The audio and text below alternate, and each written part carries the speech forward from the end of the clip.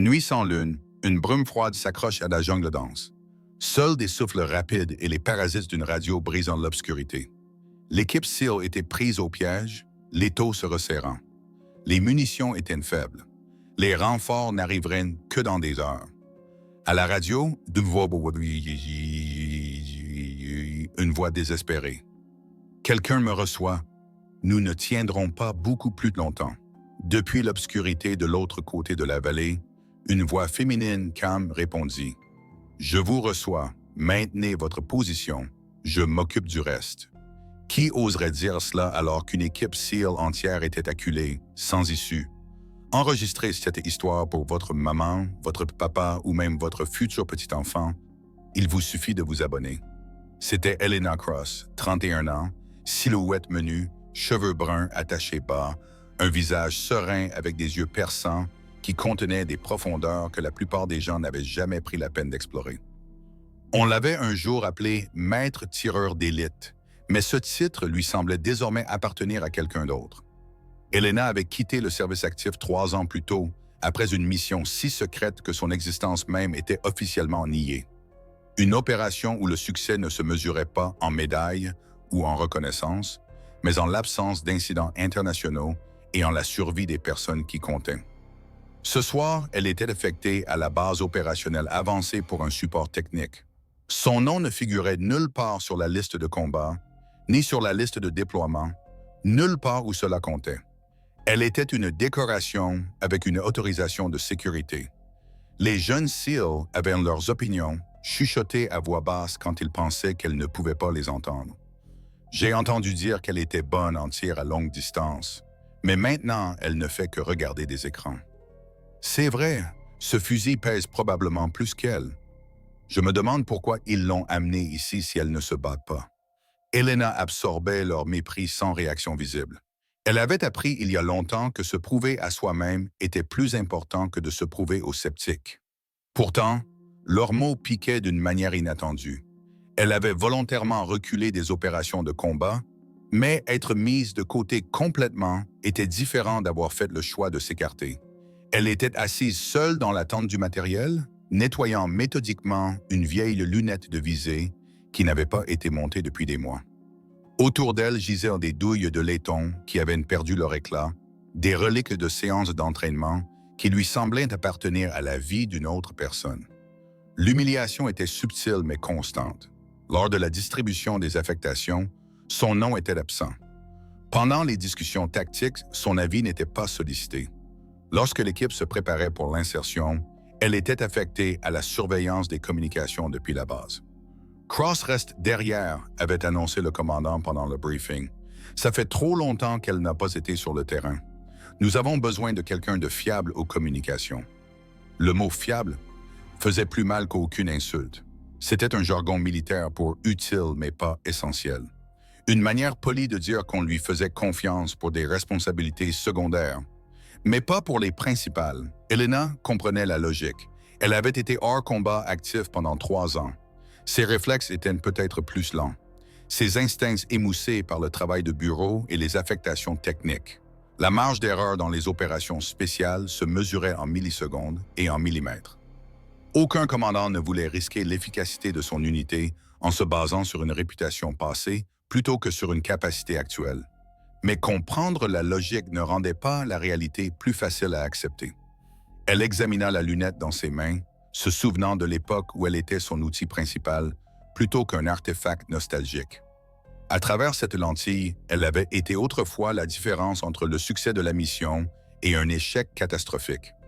À travers cette lunette, elle avait sauvé des vies dont d'autres s'étaient attribué le mérite. Maintenant, ce n'était qu'une pièce d'équipement de précision prenant la poussière, tandis que des opérateurs plus jeunes, plus forts, supposément plus capables, étaient en tête des missions qui comptaient. La radio grésilla. Fréquence de combat. Elena tendit instinctivement la main vers le volume, augmentant le gain pour entendre clairement au-dessus du bruit ambiant des générateurs et des unités de climatisation. Base, ici Viper 6, nous avons un contact. Multiples ennemis, nombre inconnu se refermant sur nous depuis 3 directions. La main d'Elena se figea sur la lunette. Les rapports de combat faisaient toujours monter l'adrénaline en elle. Même lorsqu'elle n'était pas directement impliquée, elle écoutait la situation se développer, traçant les positions des unités sur l'écran tactique, surveillant les rapports de munitions, calculant automatiquement les distances et les angles. Base Viper 6, la situation se détériore rapidement. Demande de renfort immédiat. Le commandant au centre des opérations coordonnait déjà la réponse, mais les unités de soutien les plus proches étaient à au moins 40 minutes de distance. Le soutien aérien était cloué au sol à cause des conditions météorologiques. L'équipe SEAL était effectivement seule. Elena posa la lunette et s'approcha de l'équipement radio, son rôle de soutien technique se sentant soudainement plus critique qu'auparavant. Le trafic radio s'intensifia. Elena pouvait entendre des tirs d'armes automatiques en arrière-plan de chaque transmission, se rapprochant et devenant plus soutenue à chaque rapport. Elle avait écouté suffisamment d'opérations de combat pour reconnaître le son d'une unité qui était systématiquement submergée. Viper 6, ici la base. Soutien aérien négatif en raison de la météo. Les unités au sol sont en route, mais l'ETA est de 40 minutes. Comprise, base. On fera de notre mieux. La résignation dans la voix du chef d'équipe frappa Elena comme un coup physique. Elle avait déjà entendu ce ton. 8 ans auparavant, lors d'une mission dont elle ne pouvait toujours pas discuter officiellement, le son de soldats professionnels reconnaissant que leur mieux pourrait ne pas être suffisant. Elena ferma les yeux et fut immédiatement transportée à cette nuit dans l'Hindu Kush, des montagnes différentes, un ennemi différent, mais la même équation désespérée des munitions contre le temps, contre la distance. Elle pouvait sentir la poudre à canon dans la neige, le poids de son fusil, le goût métallique de la peur qui venait en voyant des coéquipiers disparaître dans un terrain qu'ils ne pouvaient pas contrôler. Le souvenir était viscéral et malvenu. Le sergent Morrison appelant des renforts qui ne sont jamais venus, le lieutenant Hayes essayant de maintenir la cohésion de l'unité alors qu'il saignait de 3 blessures différentes. Elena elle-même, allongée derrière une couverture insuffisante, regardant les éclairs de feu de l'ennemi se rapprocher, alors que son décompte de munitions tombait sous le niveau critique. Cette nuit-là, elle avait fait des tirs qui n'auraient pas dû être possibles dans ces conditions. Portée extrême, visibilité dégradée, conditions de vent changeant toutes les quelques secondes. Mais elle les avait faits parce que l'alternative était de regarder ses coéquipiers mourir pendant qu'elle économisait des munitions pour des opportunités parfaites théoriques qui ne se matérialiseraient jamais. Elle ouvrit les yeux et fixa l'écran tactique montrant la position actuelle de Viper 6. Un terrain similaire, un désavantage tactique similaire, le même compte à rebours inexorable vers la catastrophe. La partie rationnelle de son esprit cataloguait toutes les raisons pour lesquelles elle devrait rester à son poste. Elle n'avait aucune autorisation pour les opérations de combat. Son insertion violerait de multiples protocoles et pourrait potentiellement compromettre d'autres unités. Elle avait reçu l'ordre explicite de maintenir le soutien aux communications et non de s'improviser combattante non autorisée. De plus, elle n'avait pas tiré un seul coup de feu avec colère depuis 3 ans. La mémoire musculaire se dégrade avec le temps. La familiarité avec l'équipement s'estompe. La pression psychologique du combat pouvait affecter même les opérateurs expérimentés qui en étaient restés éloignés trop longtemps. Mais sous l'analyse rationnelle, Elena ressentit quelque chose qu'elle n'avait pas éprouvé depuis des années, une certitude absolue de ce qui devait être fait. Elle se dirigea vers le casier d'armes où son vieux fusil d'intervention M200 était sécurisé. L'arme avait été son système principal pendant son service actif, personnalisé selon ses spécifications, réglé selon ses préférences. Il était enfermé non pas parce qu'il était endommagé, mais parce que le commandement n'avait pas prévu d'avoir besoin de ses compétences particulières lors de ce déploiement. Eliana récupéra sa carte d'accès et s'approcha du panneau de sécurité. Utiliser ses identifiants de soutien technique pour accéder à l'équipement de combat déclencherait certainement un examen administratif, voire une action disciplinaire, mais les conséquences administratives semblaient abstraites comparées à la réalité immédiate de soldats professionnels mourants pendant qu'elle suivait des protocoles bureaucratiques. Le casier s'ouvrit avec un doux carillon électronique. À l'intérieur, son fusil l'attendait exactement comme elle l'avait laissé il y a 3 ans. Chaque surface était parfaitement entretenue, chaque composant précisément calibré. Même en stockage, il restait prêt pour un emploi immédiat. Elle souleva l'arme, ressentant son poids et son équilibre familier. Ses mains effectuèrent automatiquement la séquence d'inspection standard. Chambre dégagée, fonctionnement du verrou fluide, monture de lunettes sécurisée. Le fusil était prêt pour l'opération. Mais elle, était-elle? Elena repensa à la conversation qu'elle avait eue avec son ancien commandant le jour où elle avait soumis sa demande de transfert vers des fonctions non combattantes. « Vous êtes le meilleur atout à longue portée que nous ayons jamais eu », avait dit le colonel Martinez. « Pourquoi partir alors que vous êtes au sommet de vos capacités? »« Parce que tirer, ce n'est pas seulement appuyer sur la gâchette », avait répondu Elena. « C'est décider qui vivra un jour de plus, et je suis fatigué de prendre ces décisions. » Maintenant, 3 ans plus tard, la décision s'imposait d'elle-même. Elle rassembla son équipement, fusils, munitions, télémètres, équipements de vision nocturne, fourniture médicale d'urgence. Chaque article entrait dans son sac avec une efficacité rodée, la mémoire musculaire prenant le dessus sur la pensée consciente. Elena s'arrêta à l'entrée de la tente, écoutant le trafic radio en cours. Viper 6 signalait des mouvements sur tous les flancs, les munitions réduites au dernier chargeur, les pertes augmentaient. Dans 40 minutes, lorsque le soutien au sol arriverait, il trouverait soit une extraction réussie, soit une scène de crime. Elle se souvint de ce que le colonel Martinez lui avait dit pendant l'école de tireurs d'élite, la philosophie qui avait guidé chaque tir qu'elle avait fait en 7 ans de service actif. L'arme ne prend pas la décision. La personne derrière l'arme prend la décision. Et parfois, la décision la plus difficile est de choisir d'agir quand tout le monde choisit d'attendre. Elena sortit dans l'obscurité, au-delà du périmètre de la base. La jungle était épaisse, la visibilité quasi nulle, le terrain perfide. Elle devrait se déplacer assez vite pour atteindre une position de tir efficace avant que Viper 6 ne soit submergé, mais assez silencieusement pour éviter la détection par les forces ennemies qui surveillaient sans doute toutes les approches de la zone de combat. Alors qu'elle disparaissait dans les sous-bois, sa radio grésilla une dernière fois avec le rapport de position de Viper 6. Il leur restait moins de 20 minutes de résistance effective. Elena avait déjà parcouru un terrain impossible dans un temps impossible. Ce soir, elle devrait le refaire. La différence était que cette fois, elle choisissait de le faire. Elena se déplaçait dans la jungle comme un fantôme qui revient en terrain familier. Chaque pas était calculé, chaque respiration contrôlée, chaque mouvement conçu pour minimiser le bruit et maximiser la vitesse. Elle avait parcouru ce type de terrain d'innombrables fois pendant son service actif, mais jamais sous des contraintes de temps aussi courtes.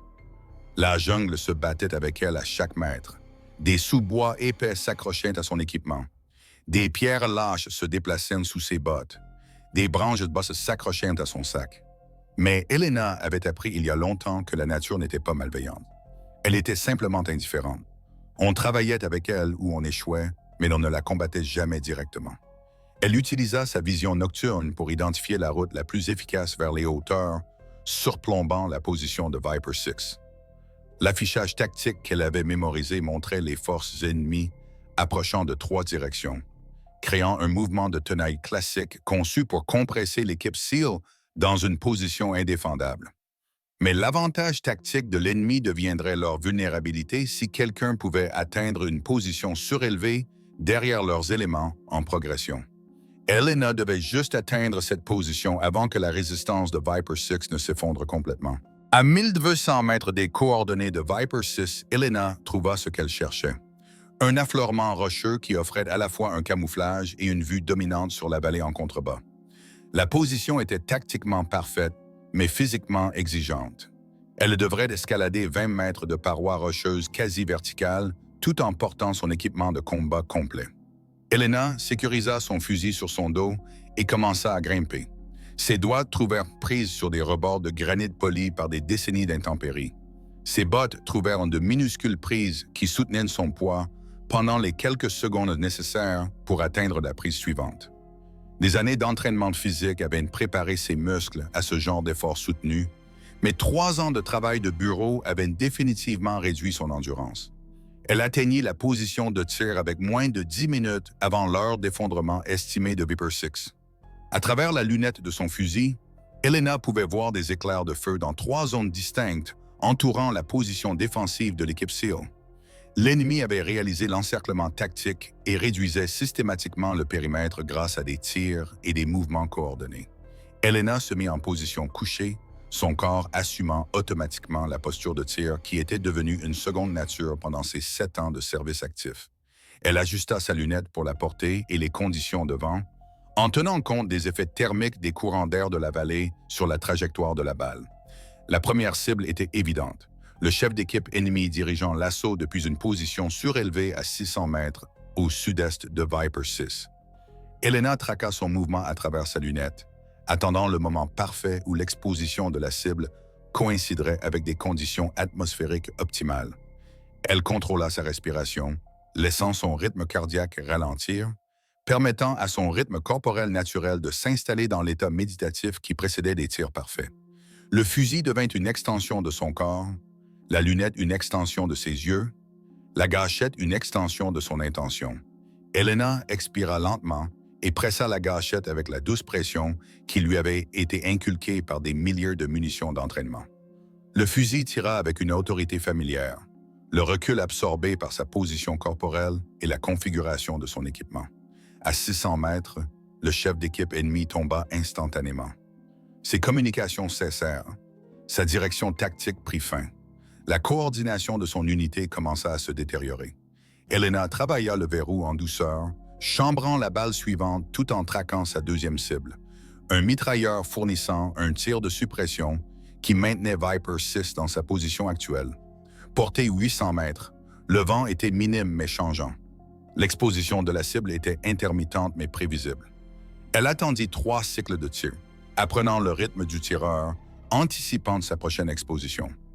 Quand le moment vint, Elena était prête. Le deuxième tir élimina complètement la position de la mitrailleuse. Sans tir de suppression, Viper 6 commença immédiatement à améliorer sa situation tactique, se repositionnant sur un terrain plus défendable. Tireur d'élite inconnu, ici Viper 6, vint la transmission radio. Qui nous fournit d'un appui-feu? Elena actionna brièvement sa radio. Maintenez votre position actuelle, je m'occupe de la surveillance. Elle ne s'identifia pas. Les tireurs d'élite professionnels laissaient leurs résultats parler plus fort que leur nom. Les troisième et quatrième cibles tombèrent en 90 secondes l'une de l'autre. Des chefs de section tentant de réorganiser leurs unités après avoir perdu leur commandement principal. Les tirs d'Elena perturbèrent la coordination ennemie juste assez pour les empêcher de s'adapter efficacement à leur situation tactique changeante. Mais l'ennemi n'était pas entièrement incompétent. 2 combattants avaient identifié la position générale d'Elena et se déplaçaient pour la prendre de flanc. Ils s'approchaient avec une compétence professionnelle, utilisant efficacement la couverture et le camouflage, avançant par bonnes coordonnées. Elena détecta leur approche par sa vision périphérique et sa discipline sonore. Elle avait peut-être 30 secondes avant qu'ils n'atteignent la distance d'assaut de sa position. Normalement, la bonne réponse aurait été de se déplacer immédiatement vers d'autres positions de tir, mais se déplacer prendrait plusieurs minutes, et Viper 6 n'avait pas plusieurs minutes. Au lieu de cela, Elena choisit l'option inattendue. Elle sécurisa son fusil et dégaina son couteau de combat. Lorsque le premier ennemi de flanc atteignit sa position, Elena l'attendait dans l'ombre à côté du chemin d'approche. Elle l'élimina silencieusement avant qu'il ne puisse alerter son partenaire ou engager Viper 6. Le second flanqueur arriva 90 secondes plus tard, s'attendant à se coordonner avec son coéquipier. Au lieu de cela, il trouva Elena positionnée exactement là où son entraînement tactique lui avait appris à s'attendre à une résistance. Ses réflexes de combat étaient excellents, mais ceux d'Elena étaient meilleurs. L'engagement de ce tir entier avait duré moins de 8 minutes, de son premier tir à l'élimination de la menace de flanc. Elena retourna à son fusil et effectua un balayage systématique de la zone opérationnelle. La vallée en contrebas était devenue silencieuse, à l'exception du mouvement prudent de Viper 6 vers les coordonnées d'extraction. Les forces ennemies s'étaient soit retirées, soit avaient été neutralisées. La crise immédiate était terminée. Elena actionna sa radio une dernière fois. Viper 6, la zone est sécurisée. Recommande une extraction immédiate tant que la fenêtre reste ouverte. Compris, tireur d'élite inconnu. Excellent travail. Pouvez-vous vous identifier pour notre rapport? Elena sourit dans l'obscurité. Certaines choses ne changeaient jamais. Même après avoir été sauvés par une intervention anonyme, les personnels militaires avaient toujours besoin d'une documentation appropriée pour ces formalités administratives. Négatif, Viper 6. Certains fantômes préfèrent rester invisibles. Elle commença le processus de sécurisation de son équipement et planifia sa route de retour à la base. Au moment où Viper 6 atteignait le point d'extraction, la nouvelle de l'intervention mystérieuse du tireur d'élite avait déjà atteint le commandement de la base. Elena entendait le trafic radio alors qu'elle retournait à travers la jungle, écoutant des demandes de plus en plus urgentes d'informations sur l'ami non identifié qui avait fourni un appui-feu salvateur. Elle atteignit le périmètre de la base 40 minutes après avoir quitté sa position de tir, en synchronisant son retour avec le changement de quark qui minimiserait ses chances d'être observée. Elena nettoya et sécurisa son équipement avec une efficacité pratique, remettant tout exactement dans l'état où elle l'avait trouvé. Le lendemain matin, l'inévitable enquête eut lieu. Elena était en train de revoir les journaux de communication lorsque le lieutenant-commandant Sarah Walsh entra dans la zone de soutien technique. Walsh était le commandant de Viper 6, récemment revenu de ce qui restait officiellement une patrouille de reconnaissance de routine. « Cross, un instant. » Elena leva les yeux de son terminal informatique. « Bien sûr, madame. Puis-je vous aider? » Walsh étudia le visage d'Elena avec le genre d'intensité qui venait d'années à lire les gens sous pression. « L'opération de la nuit dernière, vous avez surveillé le trafic radio? » « Oui, madame, j'ai maintenu la surveillance des communications tout au long de la patrouille. J'ai entendu dire que tout s'est bien terminé. » « Oui, grâce à l'intervention d'un tireur d'élite non identifié qui est apparu exactement quand il le fallait et a disparu tout aussi rapidement. » Walsh fit une pause. « Avez-vous une idée de qui aurait pu fournir ce genre d'appui-feu de niveau professionnel? » Elena maintint un contact visuel stable. « Ça aurait pu être n'importe quel nombre d'actifs, madame. Les unités d'opération spéciales ne se coordonnent pas toujours via les canaux de communication standards. C'est vrai, mais ce n'était pas un travail d'opération spéciale standard. C'était quelque chose d'entièrement différent. » Walsh s'approcha du poste de travail d'Elena. Le placement des tirs, la compréhension tactique, la maîtrise de l'équipement, c'était quelqu'un avec une vaste expérience dans exactement ce type d'engagement. Elena hocha la tête pensivement. Il semble que celui qui l'a fait savait ce qu'il faisait. Walsh sortit de sa poche une douille de laiton usé. Mon équipe l'a trouvé à ce que nous pensons être la position de tir principale. Munitions personnalisées, de spécifications de match, tirées d'un système de fusil de précision. Elena examina la douille sans la toucher. Intéressant. Un équipement de niveau professionnel suggère un opérateur de niveau professionnel. Oui, c'est ce que ça suggère. Walsh plaça la douille sur le bureau d'Elena. Ça suggère aussi quelqu'un qui avait accès à des munitions spécialisées. Ce n'est pas de l'équipement standard pour ce déploiement. La conversation se dirigeait vers un terrain inconfortable, mais Elena maintint son sang-froid. « Madame, si vous avez des questions spécifiques sur la responsabilité de l'équipement ou les protocoles d'accès, je serais ravi de revoir la documentation pertinente. » Walsh sourit légèrement. « Cross, je ne mène pas une enquête, j'offre de la gratitude. Celui qui a fourni l'appui-feu la nuit dernière a sauvé 4 vies, y compris la mienne. Cette personne a fait preuve d'une compétence exceptionnelle, a pris des risques personnels considérables et a eu un jugement opérationnel parfait. » Elena sentit quelque chose changer dans le ton de la conversation. « Je suis contente que tout se soit bien passé, madame. »« Moi aussi. Et je veux que cette personne sache que son intervention a été remarquée, appréciée et ne sera pas oubliée. » Walsh ramassa la douille en laiton. « Je veux aussi qu'elle sache que certaines actions transcendent l'autorisation officielle. Certaines décisions ne peuvent être prises que par des individus qui comprennent que les règles existent pour servir les missions. Pas l'inverse. » Elena rencontra directement les yeux de Walsh. « Je pense que la plupart des opérateurs expérimentés comprennent ce principe, madame. »« Oui, ils le comprennent. » Walsh se dirigea vers la sortie puis s'arrêta. « Cross, je vous recommande pour un renouvellement de certification de combat. Vos compétences techniques sont précieuses, mais je soupçonne que vos autres capacités pourraient l'être encore plus. Madame, je ne suis pas sûr que... » Ce n'est pas une demande. C'est une reconnaissance d'une capacité démontrée. Walsh sourit. « Parfois, la meilleure façon de rester invisible est de se cacher à la vue de tous. Mais parfois, la meilleure façon d'être efficace est d'arrêter de se cacher complètement. » Après le départ de Walsh, Elena resta assise tranquillement à son poste de travail, traitant la conversation. Reconnaissance sans confirmation, gratitude sans documentation, validation sans exposition. C'était exactement le genre de courtoisie professionnelle qui faisait que les communautés d'opérations spéciales fonctionnaient efficacement. Son ordinateur émit un carillon avec un nouveau message. Modification d'affectation, Cross, examen de certification de combat avancé, statut prioritaire. Elena fixa le message pendant plusieurs minutes, puis le supprima et retourna à la surveillance du trafic de communication. Certaines choses changeaient, qu'on le veuille ou non. Une semaine plus tard, Elena se retrouva de nouveau en service actif pour la première fois en 3 ans. La transition se fit sans faste ni explication officielle. Son nom apparut simplement sur les listes de déploiement et les affectations tactiques comme s'il avait toujours été là. Les jeunes SEAL qui l'avaient auparavant méprisé lui offraient maintenant des hochements de tête respectueux lorsqu'elle passait. Personne ne la reliait explicitement à l'intervention mystérieuse du tireur d'élite, mais les communautés militaires étaient petites et spécialisées. Les gens tiraient leurs propres conclusions basées sur le timing, la capacité et les changements subtils dans la manière dont le personnel supérieur interagissait avec des individus auparavant ignorés. Elena ne confirmait ni ne niait la spéculation tacite. Elle assistait au briefing, préparait de l'équipement et menait des entraînements avec le même professionnalisme tranquille qu'elle avait toujours maintenu.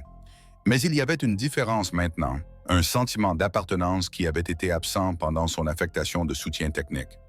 Lors d'une inspection de routine de l'équipement, le sergent Rodriguez s'approcha de son poste de travail. Rodriguez avait été l'un des sceptiques les plus vocaux concernant ses capacités, quelqu'un qui avait mis en doute sa place dans un environnement opérationnel avancé.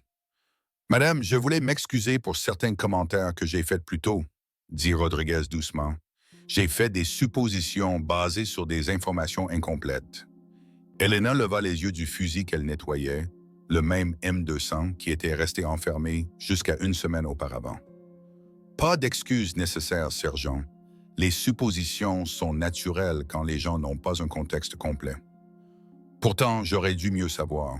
Dans ce métier, les apparences peuvent être trompeuses. Elles le peuvent, mais elles peuvent aussi être gérées délibérément, répondit Elena en continuant son processus de nettoyage méthodique. Parfois, les opérateurs les plus dangereux sont ceux que personne ne remarque jusqu'à ce qu'il soit trop tard. Rodriguez hocha lentement la tête. « Je m'en souviendrai, madame. » Après son départ, Elena réfléchit à la conversation. Elle avait passé 3 ans à essayer de disparaître dans l'obscurité administrative, croyant que le fait de se retirer des opérations de combat réduirait en quelque sorte le poids des décisions qu'elle avait prises et des vies qu'elle avait ôtées. Mais les événements de la semaine précédente lui avaient appris quelque chose d'important. On ne peut pas échapper à ses capacités plus qu'on ne peut échapper à ses responsabilités. Ce soir-là, Elena se tenait seule sur le champ de tir de la base, regardant le soleil se coucher sur les montagnes qui avaient failli coûter la vie à Viper 6. Elle leva la lunette de son fusil vers la lumière déclinante, examinant l'ingénierie de précision qui avait fait la différence entre le succès de la mission et un échec catastrophique. La lunette n'était que du verre et du métal, fabriquée avec précision, mais intrinsèquement impuissante. Son efficacité dépendait entièrement de la personne derrière elle, leur entraînement, leur jugement, leur volonté d'agir lorsque l'action était nécessaire. Elena pensait aux jeunes soldats qui admiraient les opérateurs expérimentés pour des conseils sur quand suivre les règles et quand les enfreindre. Elle pensait aux commandants qui devaient équilibrer les protocoles institutionnels avec les réalités opérationnelles. Elle pensait à la fine ligne entre l'initiative individuelle et la mise en danger imprudente. Surtout, elle pensait au moment où l'entraînement se terminait et où le caractère personnel commençait. Quand toutes les procédures, protocoles et structures de la chaîne de commandement disparaissaient, ne laissant que la question fondamentale. Qu'êtes-vous prêt à faire lorsque la vie de quelqu'un d'autre dépend de votre décision? Elena baissa la lunette et commença à démonter son fusil pour un nettoyage final. Le lendemain apporterait de nouvelles missions, de nouveaux défis, de nouvelles opportunités de prouver que l'expérience et le jugement étaient plus précieux que l'âge ou le statut officiel. Elle avait appris quelque chose d'important sur elle-même pendant ces 8 minutes dans l'obscurité au-dessus de Viper 6. Le fait de se retirer du danger n'éliminait pas sa responsabilité d'agir lorsque les autres ne le pouvaient pas. Cela ne faisait que retarder le moment où elle devrait choisir entre la sécurité et le service. Les composants du fusil s'assemblèrent avec une précision satisfaisante. Chaque pièce conçue pour fonctionner parfaitement avec toutes les autres pièces. Elena comprenait que les équipes efficaces fonctionnaient de la même manière, les capacités individuelles se combinant pour créer des résultats qui dépassaient la somme de leurs parties. Alors qu'elle sécurisait son équipement et se préparait à retourner à la base, Elena se fit une note mentale pour passer plus de temps avec les jeunes opérateurs, non pas pour les impressionner avec des histoires d'intervention mystérieuses de minuit, mais pour les aider à comprendre que la vraie force venait de la préparation, du professionnalisme et du courage d'agir de manière décisive lorsque les circonstances l'exigeaient. La vraie puissance n'était pas une question de reconnaissance ou de réputation. C'était être prêt quand personne d'autre ne pouvait l'être et avoir le caractère de s'avancer quand il serait plus facile de reculer. Certains gardiens travaillaient à la lumière du jour, portant des uniformes et collectionnant des médailles. D'autres travaillaient dans l'obscurité, ne laissant que des résultats comme preuve de leur présence. Les deux types étaient nécessaires. Les deux types importants. Elena préférait l'obscurité. Si cette histoire vous a touché, abonnez-vous, non seulement pour vous, mais aussi pour vos proches. Car la prochaine histoire pourrait les toucher.